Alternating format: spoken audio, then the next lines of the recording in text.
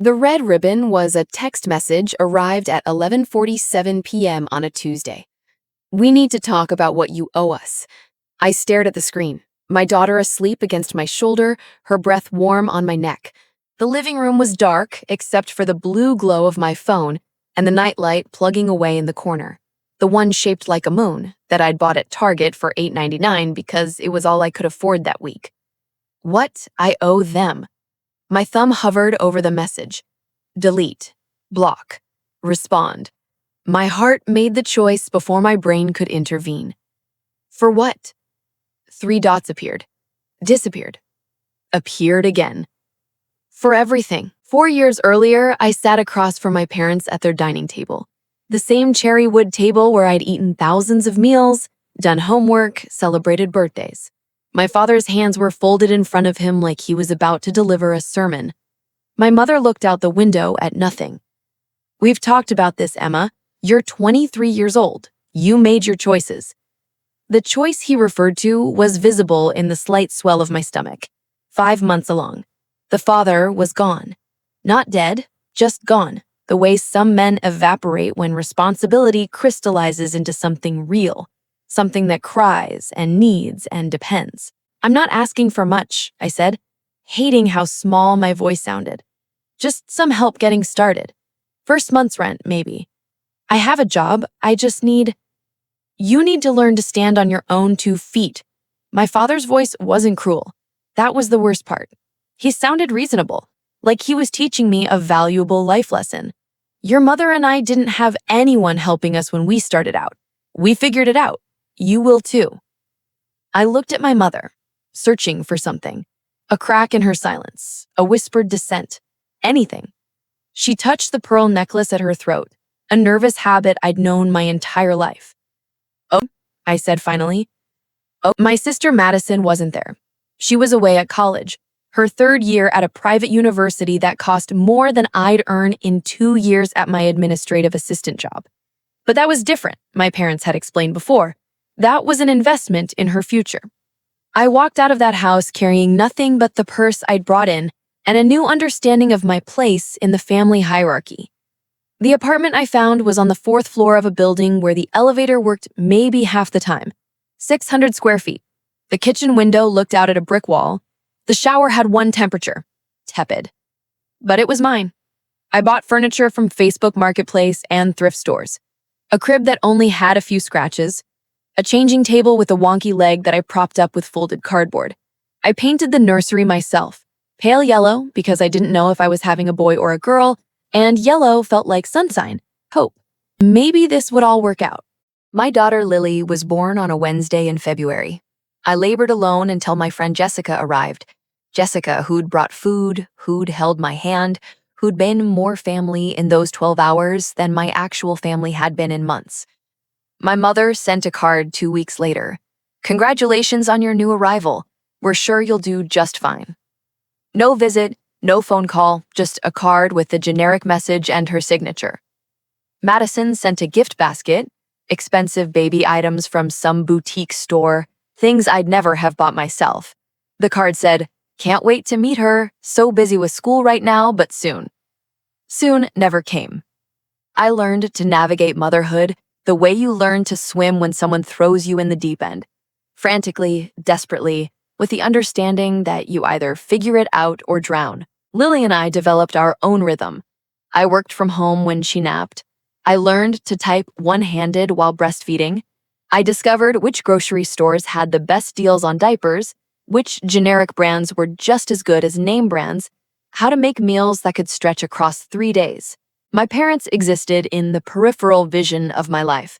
A phone call every few weeks, always brief. Birthday cards with $20 bills inside, the same amount they'd given me since I turned 16. They never asked to see Lily. I stopped expecting them to. "They'll come around," Jessica told me one afternoon, watching me bounce Lily in the park, "when they see what they're missing." But a year passed, then 2, then 3. I climbed. Slowly, painfully, but I climbed. I got promoted at work. I moved to a better apartment. Still modest, but the elevator worked and Lily had her own room. I built a life from spare parts and sheer will. And I was proud. God, I was proud. I'd done exactly what my father said I needed to do. I'd stood on my own 2 feet. The call came on a Saturday morning, 4 weeks before the text message that would change everything. Emma, it's Mom.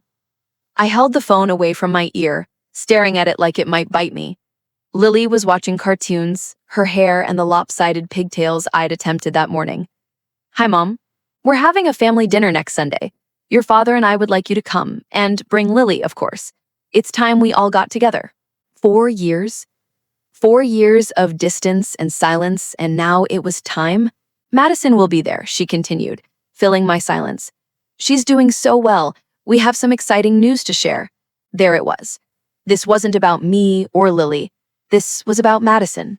I'll have to check my schedule, I said, knowing I'd go anyway. Knowing I still carried that small, pathetic hope that maybe this time things would be different. Sunday at 6. Don't be late. She hung up before I could respond. I bought a new dress for the dinner. Not expensive, but nice. I put Lily in the little blue dress Jessica had given her for her birthday. I practiced what I'd say, how I'd smile, how I'd show them that I'd made it without them. The house looked the same. The garden my mother tended obsessively was perfect as always, roses blooming in disciplined rows, the lawn trimmed to uniform precision. Everything in its place, everything controlled. Madison answered the door, and my breath caught. She looked radiant. Her hair had that salon shine. Her clothes had the effortless elegance of someone who'd never checked a price tag in her life. She was 25 now, finished with college, working at some startup that I only half understood. Emma! She hugged me, and it felt genuine enough that it hurt. Oh my God, is this Lily? She's gotten so big. Lily hid behind my legs, overwhelmed by this stranger's enthusiasm. She's shy around new people, I said. Madison's smile flickered. New people. Right. We walked into the dining room where my parents waited. The table was set with the good china, the stuff we'd only used for holidays. My father stood, gave me an awkward half hug. My mother kissed my cheek, her perfume the same as it had always been. Sit, sit, my father said, gesturing to the chairs. The meal was surreal. We ate pot roast, my father's specialty, and made small talk about weather, about Lily's preschool, about everything except the elephant in the room. The 4 years of absence, the abandonment, the silence. Dessert was being served when my father cleared his throat. We have some exciting news. He glanced at my mother, then at Madison. My stomach tightened. Lily was drawing on a napkin I'd given her to stay occupied. We've been able to help Madison with this significant milestone. As you know, real estate prices have been challenging, especially for young people starting out. No. Please, no. We've purchased a condo for Madison, my father announced, pride radiating from every word. A beautiful 2-bedroom in the downtown area. Move-in ready. We wanted to help her establish herself, build equity. It's an investment in her future. The words landed like stones in still water, ripples spreading outward. Madison had the grace to look uncomfortable. It's really generous, she said quickly. I told them they didn't have to, but… Nonsense, my mother interrupted. Your family. This is what families do for each other. I couldn't breathe. The room was tilting, the chandelier above the table swaying like a pendulum. That's wonderful, I heard myself say. Congratulations, Madison. My father leaned back in his chair.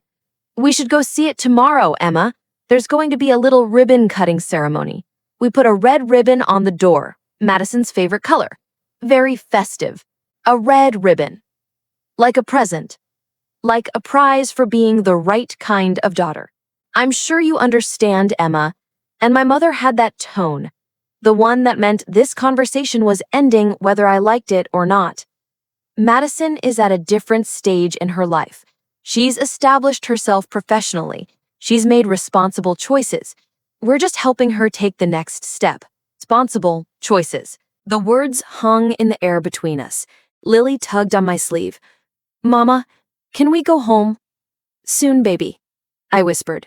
I made it through another 20 minutes before I manufactured an excuse about Lily's bedtime. Madison walked us to the door, and for a moment, we stood there alone. "I didn't know they'd do this," she said softly. "I didn't ask them to." "But you took it." She looked away. Yes, I took it." "Of course you did." I buckled Lily into her car seat and drove home in silence, my hands steady on the wheel, my mind screaming. The next 3 weeks passed in a haze. I went through the motions: work, daycare drop-off, dinner, bedtime stories. But underneath, something was shifting. Something was breaking apart and reforming into a shape I didn't recognize. I thought about that dinner constantly. I replayed every word, every glance. I calculated how much that condo must have cost. Probably $300,000, maybe more. I thought about the months after Lily was born when I'd survived on ramen and hope.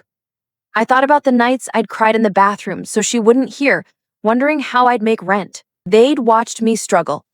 They'd chosen to watch me struggle. And then came the text message. "We need to talk about what you owe us." The document arrived via email 2 days later. Subject line: Family Financial Settlement. I opened it at work, during my lunch break, eating a sandwich I'd brought from home to save money. It was formatted like an invoice. Services rendered. Housing provided. Birth through age 18. $180,000. Food and nutrition. $45,000. Education, private school, grades 9 through 12, $60,000. Medical and dental care, $30,000. Transportation, $15,000. Extracurricular activities, $20,000. Clothing and necessities, $25,000. Family vacations, $15,000. Total, $390,000. Payment terms: interest-free installment plan available upon request. At the bottom, in a separate section, note: Madison's account has been settled through alternative arrangements. This invoice represents your outstanding balance only. I read it 3 times. 4 times. My sandwich sat forgotten on my desk. They'd itemized my childhood. They'd assigned dollar values to bedtime stories and birthday cakes and driving me to soccer practice. They'd tallied up every meal, every doctor's appointment, every moment of care, and called it a debt. And Madison, who'd gotten the apartment with the red ribbon, her account was settled. My phone rang. My father. I answered. "Did you get the email?" he asked. "Yes." "Good. Your mother and I have been discussing this for some time. We want to be fair to both of you girls. Madison has been very responsible about managing her obligations. We've worked out a mutually beneficial arrangement with her. But you," he paused, "you chose a different path, and we think it's time you took responsibility for the resources we invested in you. You're billing me for being your daughter. We're asking you to acknowledge the financial reality of what we provided. We sacrificed a great deal to give you opportunities. We didn't have to send you to private school. We didn't have to pay for your college before you dropped out. We made choices, Emma. Expensive choices. For you." I thought about the night Lily was born, the hours of labor, the moment they placed her on my chest, this tiny, perfect human who was mine. I thought about every 3 a.m. feeding, every fever, every scraped knee I'd kissed better. I thought about the love that had poured out of me, natural and infinite, never once calculating its cost. "No," I said. "Excuse me?" "No, I'm not paying this." His voice hardened. "Emma, be reasonable. Did you send one of these to Madison?" Silence. "Did you itemize her childhood and mail her an invoice? Or was the apartment the payment for services rendered? Was that the arrangement you mentioned?" "That's different. Madison was the daughter you wanted. I get it now. I was the investment that didn't pan out, the stock that dropped. So now you want your money back." "You're being dramatic. I'm being clear. For the first time in 4 years, I'm seeing everything clearly." I hung up. My hands were shaking. The sandwich had fallen onto my keyboard at some point. I picked it up, threw it away, and sat there staring at the invoice on my screen. Then I did something I'd never done before. I forwarded the email to Madison. She called within an hour. "Emma, I didn't know about this." "Didn't you?" "No, I swear. They never said anything about charging you for—" "Your account is settled, Madison." "What does that mean?" "What arrangement did you make?" The silence stretched. "Madison, they said the apartment was early inheritance, that they were giving me my share now, while they could see me enjoy it, that you'd get yours later, maybe when they passed, or when you were more established. They said it was fair because I'd been—" She stopped. "Because you'd been what?" "Because I'd been easier, because I hadn't complicated things." Complicated things. That's what Lily was, a complication. They're not giving me an inheritance, Madison. They're sending me a bill. Let me talk to them. Don't do anything. But this is insane. You can't owe them money for being their child. That's not how family works. Tell me about the ribbon, I said. The red ribbon on your door. Tell me. Was it like opening a present on Christmas morning? Did you cry? Were you grateful? Please.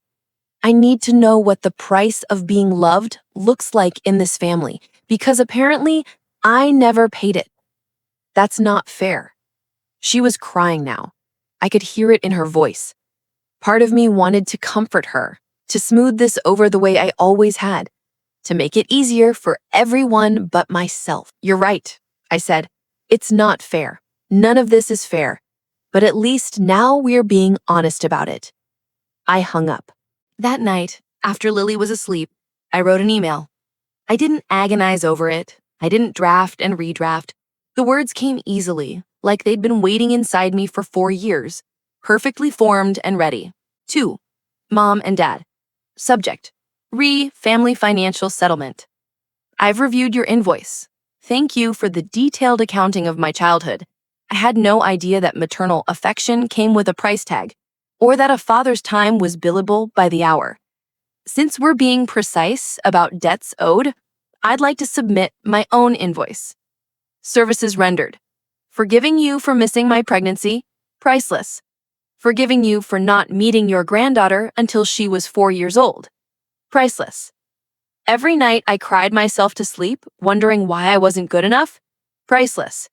Every time I lied to Lily about why her grandparents didn't visit, priceless. Every birthday, every holiday, every milestone you chose to miss, priceless.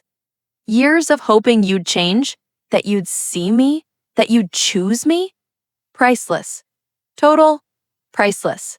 But if we're assigning dollar values to love, if that's really the game we're playing, then let's talk about what I've actually done. I raised a child alone. I worked full-time while caring for an infant. I built a life from nothing because you told me I was on my own. I did exactly what you demanded. I stood on my own 2 feet. And I did it without your money, your support, or your approval. You say I owe you $390,000 for my childhood. I say you owe me nothing, and I owe you nothing, because love isn't transactional. Care isn't a loan. Family isn't a business arrangement. Madison got a condo with a red ribbon. I got a bill. And somehow you think this is fair because she made responsible choices and I complicated things. My daughter is not a complication. She is the best thing I've ever done. And if choosing her means I'm irresponsible, if loving her without condition means I'm a bad investment, then I'll wear those labels with pride. You wanted me to acknowledge the financial reality of what you provided. Consider it acknowledged. Consider every dollar accounted for. Now let me tell you the emotional reality. You chose Madison. You chose her when you bought that condo. You chose her every time you looked at my daughter and saw a mistake instead of a miracle. You chose her when you itemized my childhood and sent me an invoice. I release you from any obligation to me. I release you from the burden of pretending we're a family when we're really just people who share DNA and painful memories. And I release myself from the fantasy that you might, someday, see me as more than a disappointment. My account is closed. Don't send statements. Don't send birthday cards with $20 bills. Don't send anything. I'm done. Emma. P.S. Tell Madison to enjoy her apartment. She earned it by being born the right way. By making choices you approved of, by being someone you could be proud of. I hope the red ribbon was everything she dreamed it would be. I read it once, then hit send before I could second-guess myself. My phone rang 20 minutes later. I let it go to voicemail. It rang again. Voicemail. Again. Voicemail. Text messages poured in. Emma, we need to talk about this rationally. You're overreacting. We were trying to teach you responsibility. How dare you speak to us this way? We're your parents. I blocked their numbers. Both of them. Madison called. I answered. I told them they're insane, she said immediately. I told them the invoice was cruel and wrong, and I don't understand what they're thinking. I'm going to give you the apartment. I don't want it. Not like this. Not when... Don't. Emma, don't give me the apartment, Madison. This isn't about the apartment. This is about them looking at both of us and deciding you were worth loving unconditionally, and I needed to pay for the privilege. I didn't ask them to choose me. No, but you enjoyed being chosen. She was quiet for a long time. Yes, she said finally. I did. I do. And I hate myself for it. I don't hate you, I said, and it was true. I'm just tired. I'm tired of being the daughter they tolerate while you're the daughter they celebrate. I'm tired of making excuses for them. I'm tired of hoping they'll change. What do we do now? You keep your apartment. You have your relationship with them. You be their daughter. I looked at Lily's bedroom door, slightly ajar, so I could hear if she called for me. I'll be something else. Someone else. Will you talk to me? Still? I don't know. Maybe. Eventually. But not now. Not while the wound is this fresh. I love you. I know. That's not the problem. Love was never the problem. The weeks that followed were strangely quiet. No more calls, no more emails, no more invoices. I told Jessica everything over coffee one afternoon, while Lily played at the indoor playground nearby. You did the right thing, she said immediately. God, Emma, the fucking audacity to bill you for being born? Sometimes I wonder if I overreacted. You didn't. You finally reacted appropriately. There's a difference. I watched Lily climb the play structure, her face lit up with joy at something so simple. She was 4 years old. In 14 years, she'd be the age I'd been when I got pregnant. Would I look at her then and calculate what she owed me? Would I itemize every sacrifice and present her with a bill? The thought was absurd. Disgusting. That's when I knew I wasn't crazy. That's when the last thread of doubt dissolved. 3 months after I sent the email, a letter arrived. Not an email, an actual letter in the mail addressed in my mother's careful handwriting. I almost threw it away unopened. But curiosity won. Dear Emma, your father and I have discussed your email at length. We don't agree with your characterization of events, but we recognize that you're hurt. That was never our intention. We want you to understand that everything we did was meant to prepare you for real life. The world is not kind to people who make impulsive choices. We thought that by being firm with you, by not enabling your mistakes, we were helping you become stronger. Madison was in a different situation. She followed a more traditional path, and we felt it was appropriate to support that. We didn't realize you would see this as favoritism. The invoice was your father's idea. He thought it might help you understand the true cost of raising children, given your own experience as a mother. Perhaps it was poorly timed. We would like to have a relationship with you and Lily if you're willing. We're prepared to forgive your harsh words if you're prepared to forgive our mistakes. Love, Mom. I read it twice. Forgive our mistakes. As if an invoice for my existence was a mistake. As if 4 years of abandonment was an oversight. As if buying one daughter an apartment while billing the other for childhood was just a miscommunication. And that word, enable, They hadn't wanted to enable my mistakes. My daughter, their granddaughter, was a mistake they refused to enable. I picked up a pen. Mom, thank you for your letter. I appreciate the time you took to write it. I notice you're prepared to forgive my harsh words if I forgive your mistakes. But here's the thing. I don't need your forgiveness. And I don't think what you did were mistakes. Mistakes are accidental. Mistakes happen when you're trying your best and fall short. What you did was make conscious choices about which daughter deserved your love without conditions. You chose to teach me about real life while sheltering Madison from it. You chose to make me stronger by leaving me alone while making her stronger by giving her support. You chose to bill me for childhood while giving her a down payment on adulthood.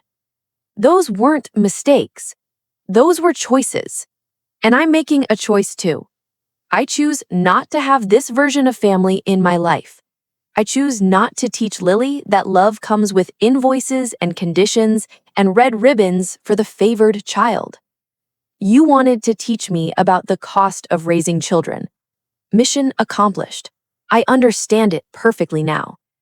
And the most important lesson I learned is this. You don't keep receipts for love. You don't tally up hugs and bedtime stories and expect repayment. You give because giving is what love means. I will never send Lily a bill for being my daughter. I will never make her earn my approval. I will never look at her and see a balance sheet.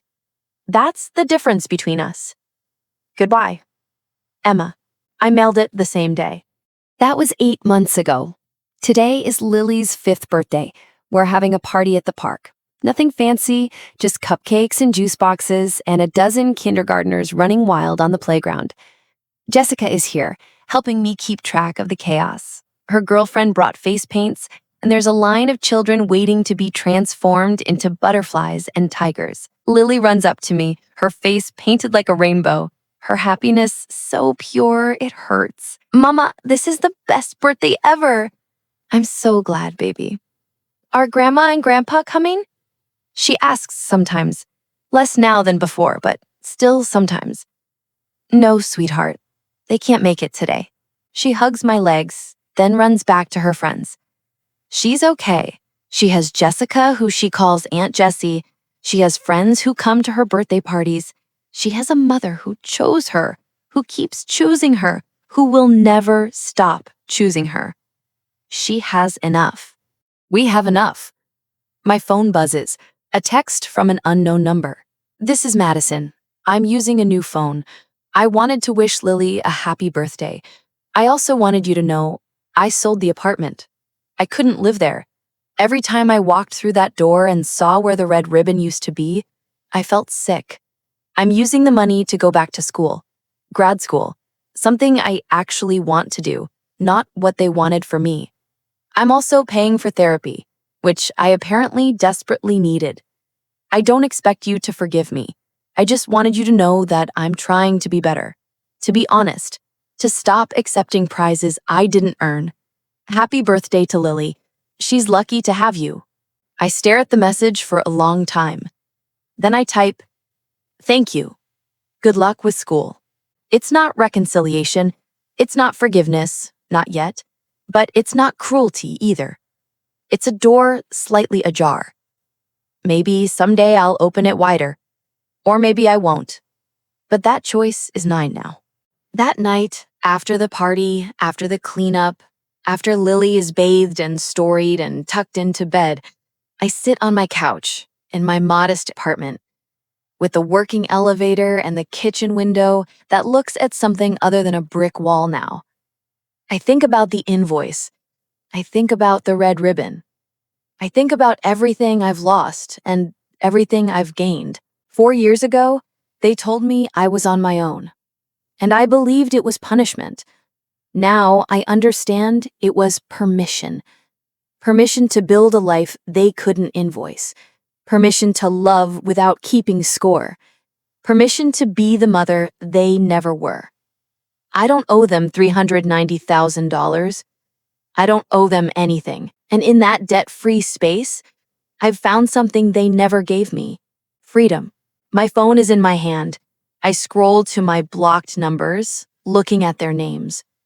I could unblock them. I could try again. I could be the bigger person. Instead, I delete their contact information entirely. Not blocked, just gone. Some people see this as tragedy: a family broken, relationships severed, a daughter who walked away. But I see it differently. I see a woman who learned that the opposite of love isn't hate, it's indifference. I see a mother who broke a cycle. I see someone who finally understood that you can't pay for belonging. You either belong or you don't. And pretending otherwise only makes you poorer. The red ribbon wasn't a celebration. It was a clarification, and I'm grateful for it. Because now I know exactly who I am. Not the daughter they wanted, not the investment that paid off, not the one who earned her keep. Just Emma. Just enough. Just free.